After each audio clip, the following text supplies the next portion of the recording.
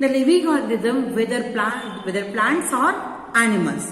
The climatic condition, the climate of particular region determines the diet, clothing, housing and occupation of particular area.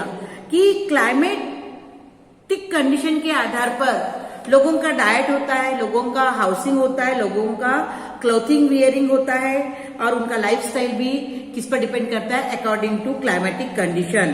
The characteristics lifestyle of Kashmiri and Rajasthani people, उसके लिए example है. कश्मीरी लोग किस प्रकार से रहते हैं और राजस्थानी लोग किस प्रकार से रहते हैं, ये depends on their climatic condition.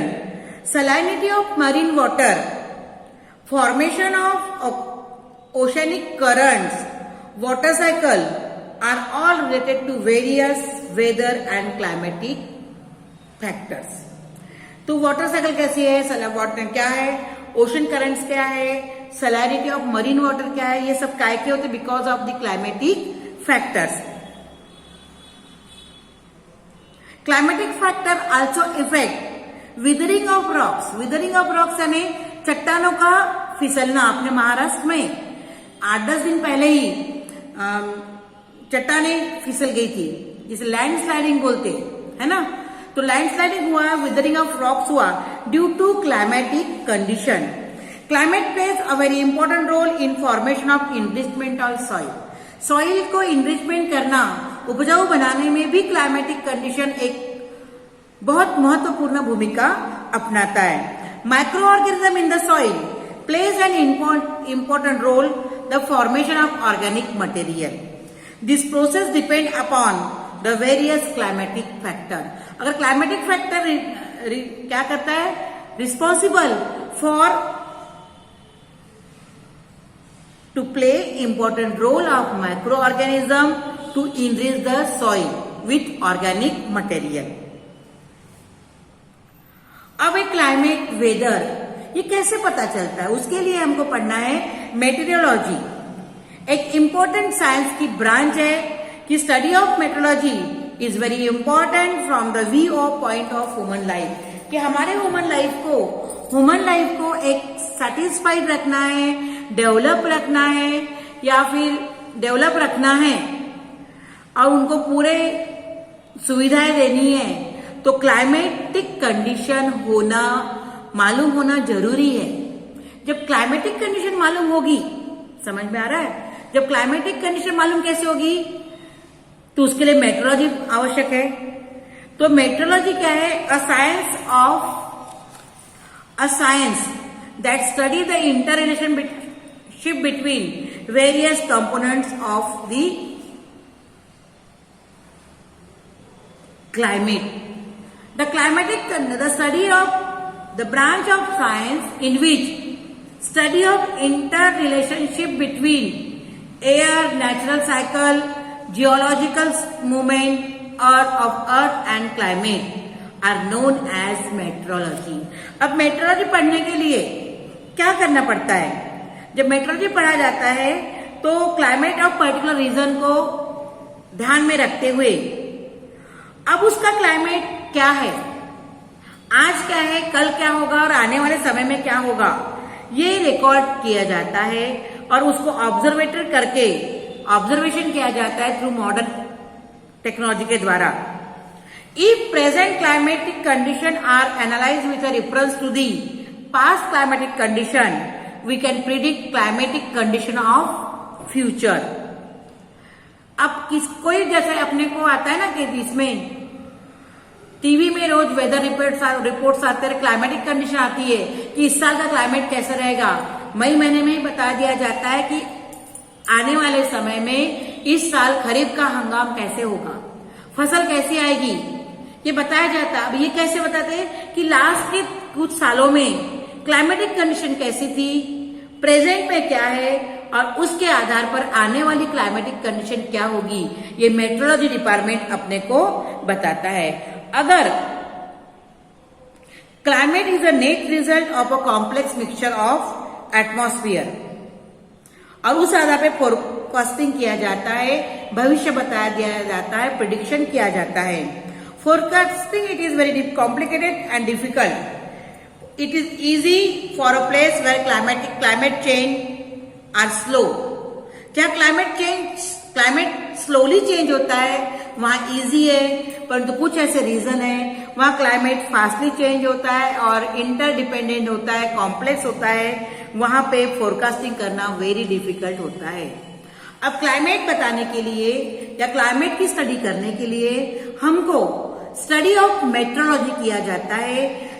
It is a branch of science which deals with inter relationship between the various components of air, natural cycle, geological movement of the earth and climate is called meteorology. कि natural cycles क्या है, components of air क्या है and geological movement of the earth क्या है, climatic condition, सबकी study की जाती है। इनका आपस में इंटर रिलेशन देखा जाता है, उस आधार पर क्लाइमेट बताया जाता है। That branch is known as meteorology. It includes study of storms, clouds, rainfall, thunder, lightning. कि लाइटनिंग है, रेनफॉल है, स्टॉर्म है, धूप आने वाली है, तेज हॉट, इट इज हॉट और इट इज कोल्ड, ये सब with the help of climatic condition देख के मेट्रोलॉजी डिपार्टमेंट अपने को ये बताता है। और इस फैक्टर्स को लेके ये फोरकास्ट करते हैं। They are useful to the common, और ये फोरकास्टिंग जो होती है कॉमन पीपल के लिए, फार्मर्स के लिए, फिशरी डिपार्टमेंट के लिए, एविएशन सर्विस वालों के लिए, वाटर ट्रांसपोर्ट और various other aspects that is organization के लिए क्लाइमेटिक कंडीशन का फोरकास्ट करना बहुत आवश्यक होता है, क्योंकि उसके आधार पर ये सब लोग अपना जो काम है वो चॉकआउट करते हैं। ठीक है, चॉकआउट करने में उसका एक टाइम टेबल बनाते हो। तो मेट्रोलॉजी डिपार्टमेंट अपना क्लाइमेटिक कंडीशन बताता है, particular area, particular region, particular way की, और उस आधार पर हम इसको लोगों के पास पहुंचाते हैं और लोग उसके अनुसार अपना वर्कआउट करते हैं। अब ये क्लाइमेटिक कंडीशन के लिए इंस्टीट्यूट एट वर्क, कहां पे इंस्टीट्यूशन है? The world meteorological organization was establish by the United Nations Organization on 23rd March 1950. This organization plays an important role in food security, water management, transportation and communication. ये metrology department का main aspect क्या है, किसका main role अपनाते हैं ये लोग? Food security. देखो कितना भी अपने देश में ये आ जाए, बारिश आ जाए, तूफान आ जाए या और भी कोई कंडीशन आ जाए, कैलामिटीज आती है, नेचुरल कैलामिटीज आती है, फिर भी गवर्नमेंट सभी को अनाज देता है। अभी हम देख रहे हैं 2 साल से कोरोना का पेंडेमिक आया है, अचानक आया है, ये नेचुरल कैलामिटीज है, ये भी है ना। तो 2 साल से गवर्नमेंट ऑफ इंडिया सभी कई सारे लोगों को जो बीपीएल में आते हैं इनको फ्री में चावल दे रहा है। तो इतना कैसा उसको पॉसिबल होता है? क्योंकि उसके पास फूड सिक्योरिटी है, और फूड सिक्योरिटी किस पर डिपेंड होती है? क्लाइमेटिक कंडीशन में। वाटर मैनेजमेंट, ट्रांसपोर्टेशन, कम्युनिकेशन सब डिपेंड करता है इस मेट्रोलॉजी डिपार्टमेंट में। उसकी स्टडी करके ये लोग अपने को पहले ही क्या करते हैं? वार्निंग दे देते हैं। वार्निंग सिग्नल्स होते हैं। पहले सुनामी आया था, 2006 में शायद सुनामी आया था, 6 या 11 में आया था सुनामी, तब 25 दिसंबर को, है ना, लोग बिल्कुल अपना वीकेंड ईयर एंड मना रहे थे, और अचानक लोगों के घर वगैरह या जो समुद्र का किनारा है वो पूरा बह के निकल गया। परंतु अभी मेट्रोलॉजी डिपार्टमेंट ने या साइंस टेक्नोलॉजी के कारण वहां पे सुनामी आने के पहले ही वहां पे ऐसे रडार लग गए हैं कि वो उनके जो ऑफिस होता है, उनके अंदर जो ऑफिस है उसके अंदर पूरी सिग्नल्स आ जाते हैं कि ये सिग्नल्स आए तो अपने को कहीं कुछ प्रॉब्लम आने वाला है, तो लोग पहले ही वहां से निकल जाते हैं, या गवर्नमेंट या उस डिपार्टमेंट के लोगों को वहां से बाहर निकाल लेते हैं। तो इस प्रकार से ये डिपार्टमेंट काम करता है। इंडिया मेट्रोलॉजिकल डिपार्टमेंट, अब इंडिया की मेट्रोलॉजिकल डिपार्टमेंट क्या काम करती है? The India meteorological department was found by the British in 1875। Shimla में सबसे पहले ये आया डिपार्टमेंट, और ब्रिटिश गवर्नमेंट ने शुरू किया था इसको, क्योंकि तब अपना देश आजाद नहीं था। Its head office is at Pune and regional office बन गए इसके मुंबई, कोलकाता, चेन्नई एंड दिल्ली, नागपुर।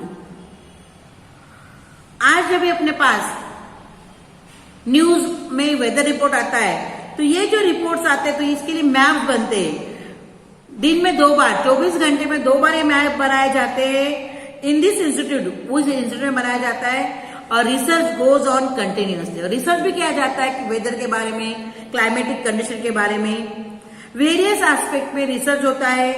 और उसके लिए इंस्ट्रूमेंट्स होते हैं जैसे कि climatic reading, prediction about climate, prediction दिया जाता है, prediction about climate made using radar, prediction about climate related seismology, prediction regarding rainfall by satellite.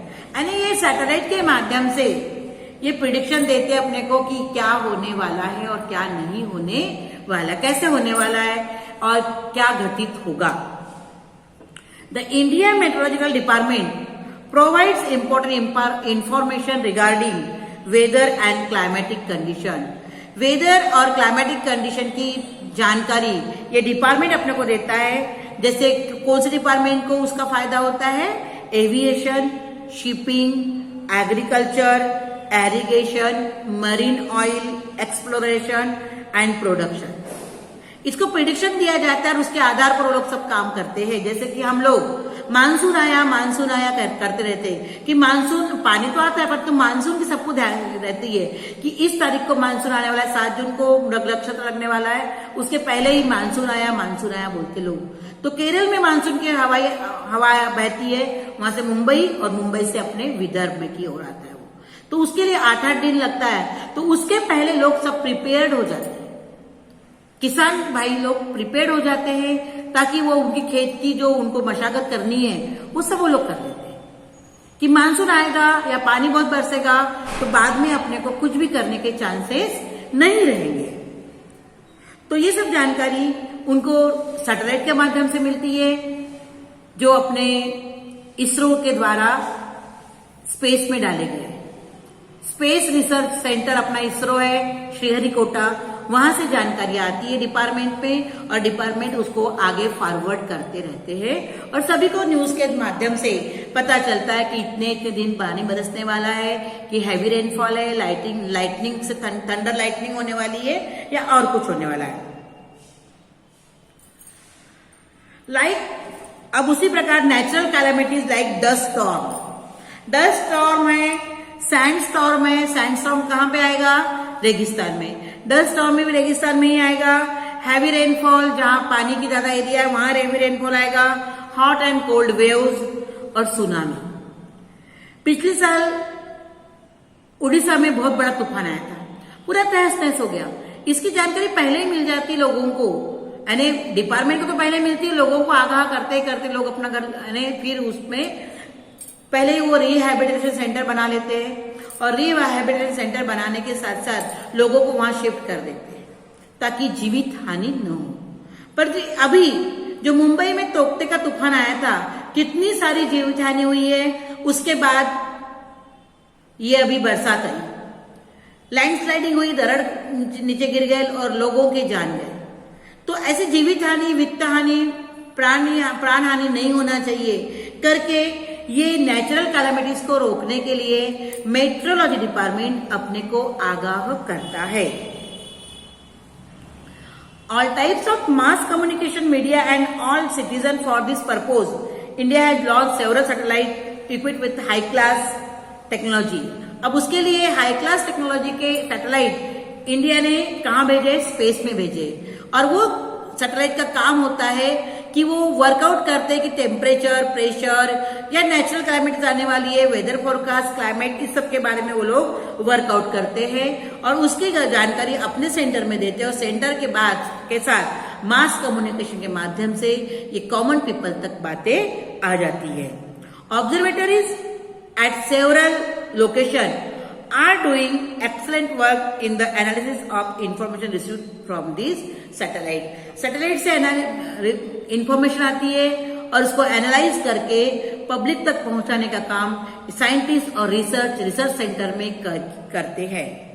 Monsoon model and climate prediction, क्या होता है मानसून का मॉडल एंड क्लाइमेट का prediction, ये मैं आपको कल के लेसन में पढ़ाऊंगी, कल सैटरडे।